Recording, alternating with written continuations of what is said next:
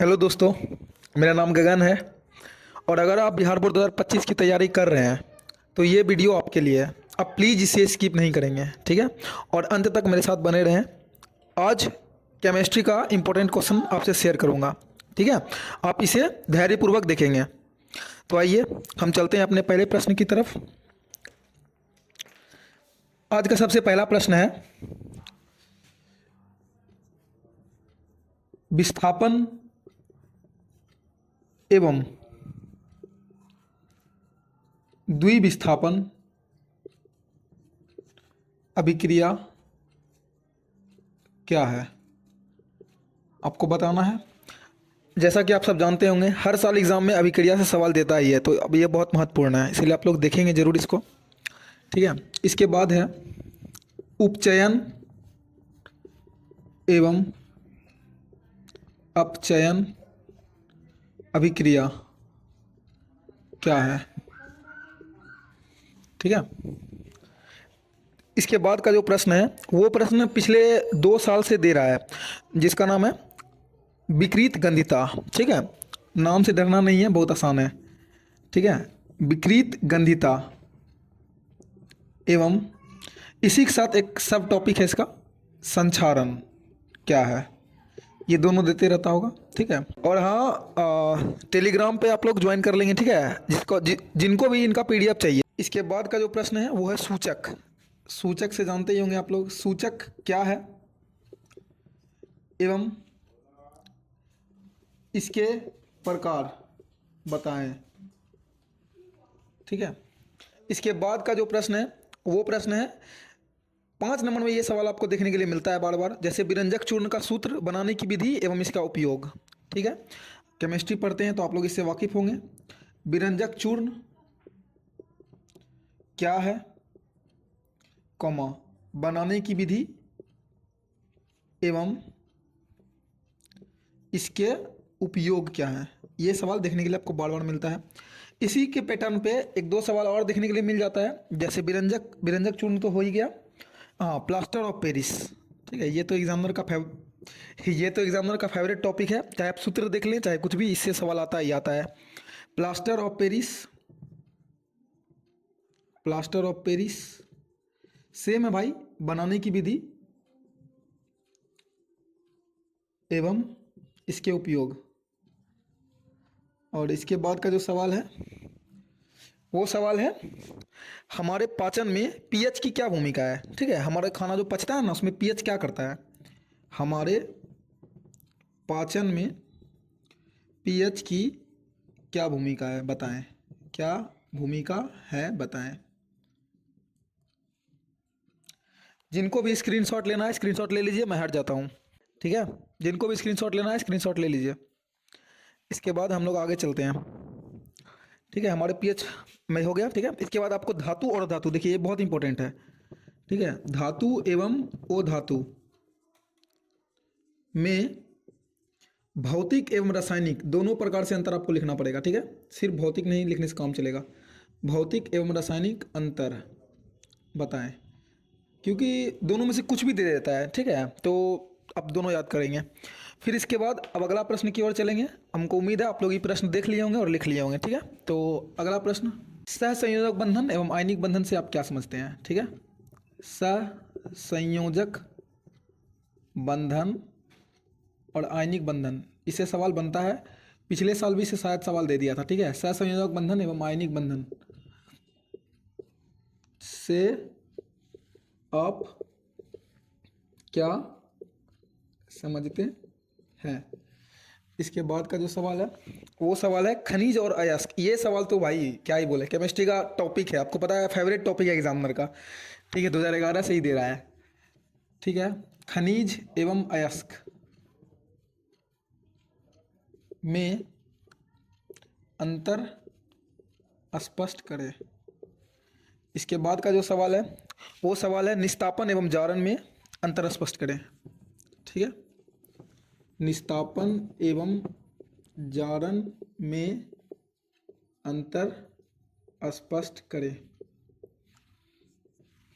इसके बाद का जो प्रश्न है वो है धातु क्रम। ये सवाल पूछता है धातु क्रम और धातु मल, दो सवाल ध्यान रखिएगा। ठीक है। धातु क्रम से क्या समझते हैं, ये सवाल भी देखने को मिलता है। फिर इसके बाद का जो सवाल है, इसके बाद का सवाल है एल्युमिनियम और जस्ता। आपको पता होगा एल्युमिनियम और जस्ता, इस दोनों का यश का नाम आपको लिखना है। पूछता है ऑब्जेक्टिव में भी और सब्जेक्टिव में भी। क्या बोला मैंने, एल्युमिनियम एवं जस्ता, एल्यूमिनियम एवं जस्ता के अयस्कों के नाम, ठीक है, अयस्कों के नाम लिखना है आप लोग को। कभी कभी निकालने का विधि भी पूछ लेता है तो देख लेंगे आप लोग। फिर इसके बाद है सवाल, मिश्र धातु क्या है। मिश्र धातु क्या है, पीतल, कांसा एवं सोल्डर का जो मिश्रण अवयव है ना, वो ऑब्जेक्टिव में भी पूछता है और इसमें भी पूछता है, तो पूछ लेगा तो लिख दीजिएगा आप लोग, ठीक है। मिश्र धातु क्या है एवं पीतल, कांसा, आजकल सोल्डर भी पूछने लगा है, ठीक है। सोल्डर का मिश्रण अवयव बताना है कि किस किस से बना है, मिश्रण अवयव बताना है, ठीक है, अवयव बताएं। ये सवाल अब मिटा देता हूँ, नीचे का जो सवाल है वो मिटा देता हूँ, ठीक है। स्क्रीनशॉट ले लीजिए जिनको लेना है, हट गया हूँ।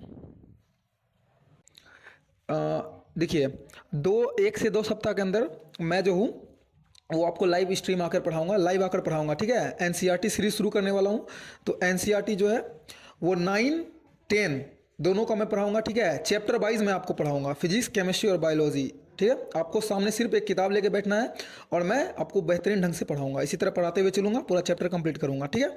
तो आप लोग प्लीज जुड़िएगा, ठीक है, सपोर्ट कीजिएगा। इसके बाद है उभयधर्मी, ठीक है। उभय मतलब होता है दोनों, दो गुण दिखाने वाला, ठीक है। उभयधर्मी ऑक्साइड से आप क्या समझते हैं, उभयधर्मी ऑक्साइड से आप क्या समझते हैं, इसका उदाहरण जरूर आप लोग याद रखेंगे क्योंकि पूछता है ऑब्जेक्टिव में, ठीक है। फिर इसके बाद का जो सवाल है वो है एक्वारेजिया। आप लोग को भी पता होगा ये कितना इंपॉर्टेंट है, ठीक है। एक्वारेजिया, एक्वारेजिया से आप क्या समझते हैं, क्या समझते हैं, ठीक है। फिर इसके बाद जो सवाल है वो है हीरा और ग्रेफाइट में अंतर। आपको पता ही होगा, कभी कभी पूछ लेता है कि हीरा जो है वो कठोर है लेकिन ग्रेफाइट जो है वो मुलायम है, क्यों। तो हीरा एवं ग्रेफाइट में अंतर स्पष्ट करें, ठीक है। अब इसके बाद का जो सवाल है वो सवाल है हाइड्रोकार्बन क्या है एवं इसके प्रकार क्या है, ठीक है। ये सवाल भी पूछ जाता है आपको बार बार। तो हाइड्रोकार्बन क्या है, इसके प्रकार बताना है। ये संतृप्त और असंतृप्त वाला जो है पूछता है यार एग्जाम सब में, ठीक है, ध्यान रखेंगे। फिर इसके बाद है साबुन और अपमार्जक में क्या अंतर है, ये भी पूछता है। साबुन, साबुन एवं अपमार्जक में क्या अंतर है, अपमार्जक में क्या अंतर है, ठीक है। आप लोग को मेरा राइटिंग समझ में आ रहा है ना। हीरा ग्रेफाइट में अंतर स्पष्ट करना, ठीक है। हाइड्रोकार्बन क्या है, फिर साबुन और अपमार्जक में क्या अंतर है। इसके बाद का जो सवाल है वो है समावयवता। ये सवाल भी पूछता है, ठीक है। समावयवता, समावयवता क्या है, ठीक है। इसके बाद का जो सवाल है वो है हैलोजनीकरण, ठीक है, हैलोजनीकरण। ये सवाल हमारे समय पे दिया था जब हम एग्ज़ाम दे रहे थे, तो और हमारे लिए बहुत नया था ये। हैलोजनीकरण क्या है, आप लोग ध्यान देंगे इस पे, ठीक है। स्क्रीनशॉट जिनको भी लेना है ले लीजिए। 1 सेकंड के लिए हट रहा हूँ, 2 सवाल और है। संयोजकता से आप क्या समझते हैं, संयोजकता से आप क्या समझते हैं। और इसके बाद है एक और प्रश्न, मेंडल के आवर्त सारणी के दोष, ये पूछता है एग्जाम में। आवर्त सारणी के दोषों को लिखें, ठीक है। मैं आपको कुछ और चीज़ बताऊंगा। केमिस्ट्री का जो ऑब्जेक्टिव है उसके लिए आप 2-3 चीज़ और देख लेंगे, ठीक है। सबसे पहले वो जो तत्व का जो नाम होता है ठीक है, तत्वों का नाम आपको देख लेना है, हाइड्रोजन हीलियम कम से कम 1 से लेकर 20 तक। ठीक है, दूसरा, विभिन्न प्रकार का जो अम्ल मिलता है जिस भी चीज़ में, जैसे दही में मिलता है ना, दही में मिलता है लैक्टिक अम्ल, उसी तरह से ये वाला। तो विभिन्न अम्ल आपको देख लेना है, खास करके दही वाला, सिरका वाला, और एक ये क्या, नींबू वाला। ये 3 बहुत पूछता है। और एक चींटी का डंक, चींटी का डंक में कौन सा अम्ल है, ये सब देख लीजिएगा। ठीक है, तीसरा जो है, ये सब ऑब्जेक्टिव के लिए है, आप इससे कर सकते हैं। और इसके बाद आप लोग पीएच मान देख सकते हैं। ठीक है, पीएच मान जैसे खून का, प्लाज्मा का, ठीक है, पानी का, ये सब देख सकते हैं आप लोग। इसके अलावा आप लोग एल्केन, एल्कीन का सूत्र देख लेंगे। ठीक है, फिर इसके बाद ये हो गया एल्केन एल्कीन। हाँ, उसके बाद फिर आप लोग क्रियात्मक समूह भी देख लेंगे। ठीक है, ये सब ऑब्जेक्टिव में दे देता है। क्रियात्मक समूह, क्रियात्मक समूह वही जैसे अल्कोहल हो गया, ठीक है, कीटोन हो गया, ठीक है, कार्बोक्सिलिक अम्ल हो गया, ये सब जो है पूछ लेता है एग्जाम में। आप लोग ये सबको देख लेंगे ऑब्जेक्टिव में। क्या क्या बोले हैं, तत्वों का नाम याद होना चाहिए आपको कम से कम 1 से लेकर 30 तक। ठीक है, 20 तक तो होना ही चाहिए कम से कम। और दूसरा है विभिन्न अम्ल, विभिन्न प्रकार के अम्ल आपको याद होने चाहिए, जैसे दही में कौन सा अम्ल मिलता है, सिरका में कौन सा अम्ल मिलता है, नींबू में कौन सा अम्ल मिलता है। इसके अलावा पीएच मान आपको याद रखना है, खास करके पानी का पीएच मान आपको याद रखना है। ठीक है, पानी का पीएच मान और प्लाज्मा का। फिर एल्केन एल्कीन का सूत्र लिखना है। फिर इसके बाद क्रियात्मक समूह जो है, बॉन्ड CHO, बॉन्ड OHO, ये किसका है, ये आपको याद रखना है। ठीक है, एक बार स्क्रीनशॉट ले लीजिए, ये ऑब्जेक्टिव के लिए है, आपको ज़रूर देख लेना है। ठीक है, ज़रूर से देखना है।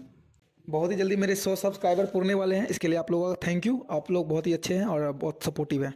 धन्यवाद।